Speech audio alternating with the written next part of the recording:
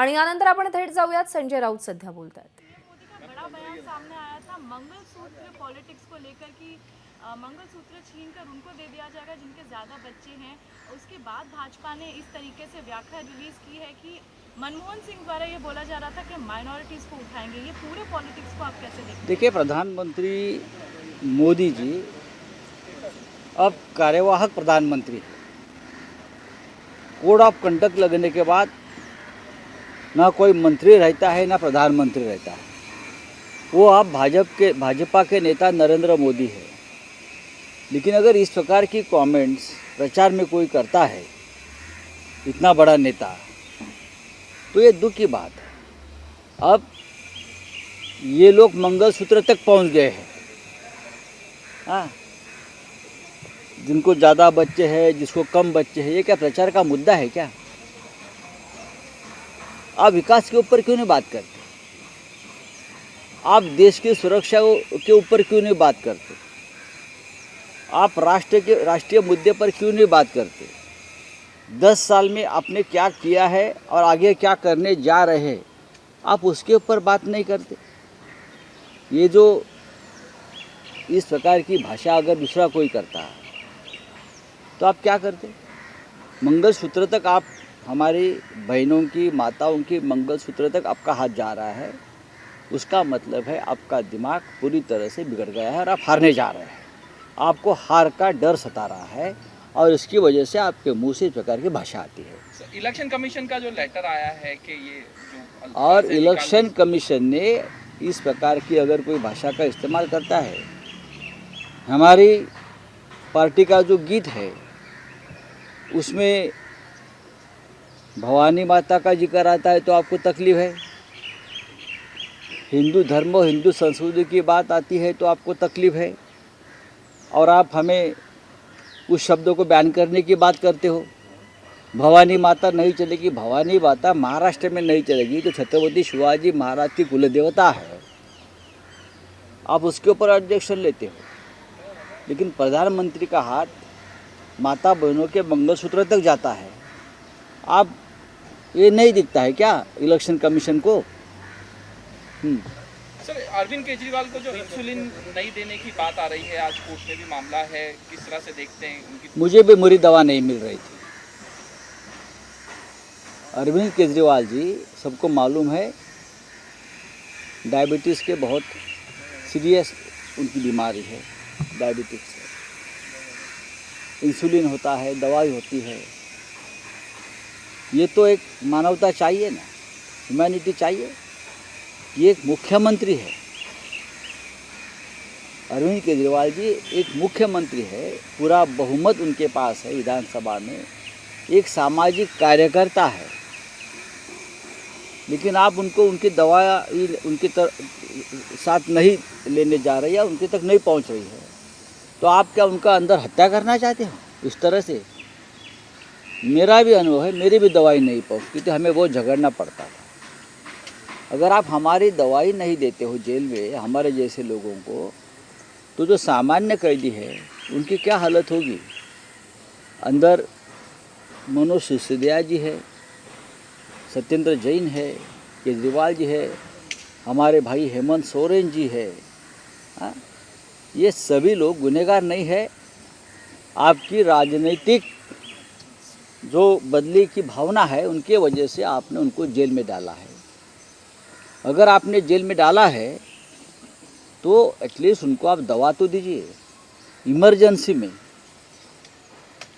आपातकाल में अटल बिहारी वाजपेयी से लेकर अडवाणी तक और बाला साहेब देवरस तक सभी बड़े नेताओं को जेल में डाला था। लेकिन जो मुझे जानकारी है, इंदिरा गांधी प्रधानमंत्री जी खुद सभी जेलर से जहाँ जहाँ थे बात करती थी और सभी नेताओं की व्यवस्था, चाहे दवा हो, चाहे उनका खाना पीना हो, चाहे और कुछ, खुद उन बारे में जानकारी लेती थी और सबकी दवाई और सबकी जो ज़रूरत थी वो जेल में भी पूरी करती थी। ये जो है मोदी जी की सरकार, अमित शाह जी की सरकार, ये तो बहुत खतरनाक और शैतानी सरकार है जो मुख्यमंत्री को दवा तक नहीं देती है।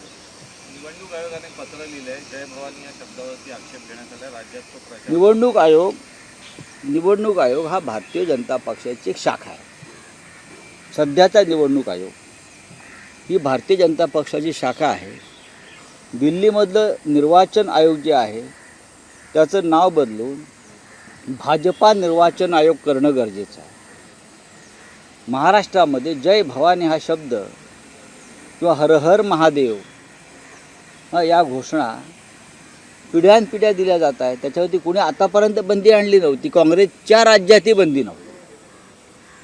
काँग्रेसच्या राज्यातसुद्धा जय भवानी, जय शिवाजी, हर हर महादेव याला बंदी नाही. घर घर मोदी चालतंय तुमचं, पण हर हर महादेव चालत नाही, जय भवानी चालत नाही.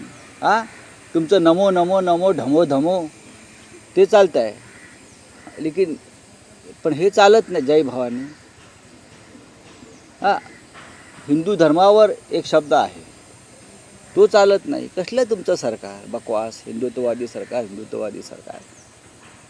ते तुमचे फडणवीस म्हणतात आम्हाला, तुम्हाला हिंदुत्वाचं नाव घेण्याचा अधिकार नाही. तुम्हाला आहे.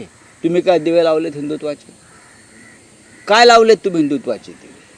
शिवसेनेचा हिंदुत्वाशी जो संबंध आहे त्याच्या आसपासही भारतीय जनता पक्ष फिरकू शकत नाही. तुमचं व्यापारी हिंदुत्व आहे, तुमचं नकली हिंदुत्व आहे. छत्रपती शिवाजी महाराजांची जय भवानी जी कुलदैवत आहे महाराष्ट्राची, त्याच्यावर तुमचं निवडणूक आयोग बंदी आणताय आणि तुम्ही हात चोळत बसलाय. चला. मुख्यमंत्र्यांनी एक मुलाखत दिली एका वृत्तपत्राला. त्यात त्यांनी असं थेट म्हटलंय की महाविकास आघाडी सरकारचा अनेक भाजपच्या मंत्र्यांना जेलमध्ये टाकण्याचा डाव होता आणि खोट्या केसेस त्यांच्या विरोधात घेण्यात आल्या. त्या सरकारमध्ये एकनाथ शिंदेसुद्धा होते ना. स्वतः एकनाथ शिंदे तुरुंगाला घाबरून पळाले ना. शिवसेनेमध्ये होते आणि भारतीय जनता पक्ष त्यांना तुरुंगात टाकणार होतं. ईडी आणि CBI. त्यांनी समोरून सांगावं. ते कुठे कुठे जाऊन रडले मला तुरुंगात जायचं नाही म्हणून. ते काय सांगतात? खोटे बोलतात. भारतीय जनता पक्षामध्ये एकतर भ्रष्टाचारांना स्थान आहे किंवा खोटं बोलणाऱ्यांना स्थान आहे. किंवा एखादा म्हणून भारतीय जनता पक्षात गेला की त्याला खोटं बोलण्याची ट्रेनिंग दिलं जातं रामभाऊ म्हाळगी प्रतिष्ठानमध्ये. तुम्ही कसं खोटं बोललं पाहिजे, तुम्ही कसे खोटे आरोप केले पाहिजे यासाठी एक प्रशिक्षण भारतीय जनता पक्षात दिलं पाहिजे. त्यानुसार अजित पवार असतील, एकनाथ शिंदे असतील, हे सगळे अगदी मस्तपैकी रेटून खोटं बोलत आहेत. पण आज तुम्ही जेलमध्ये तुम्ही जेलवारी तुमची टळली असेल, पण उद्या टळणार नाही हा इशारा आहे.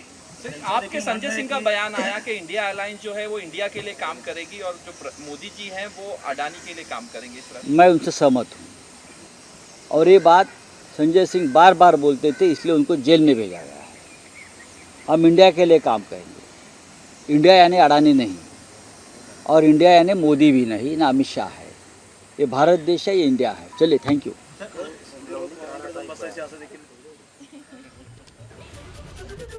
तर ठाकरे गटाच्या गीतामधून जय भवानी हा शब्द काढण्यास सांगितल्यामुळे संजय राऊत आक्रमक झालेत.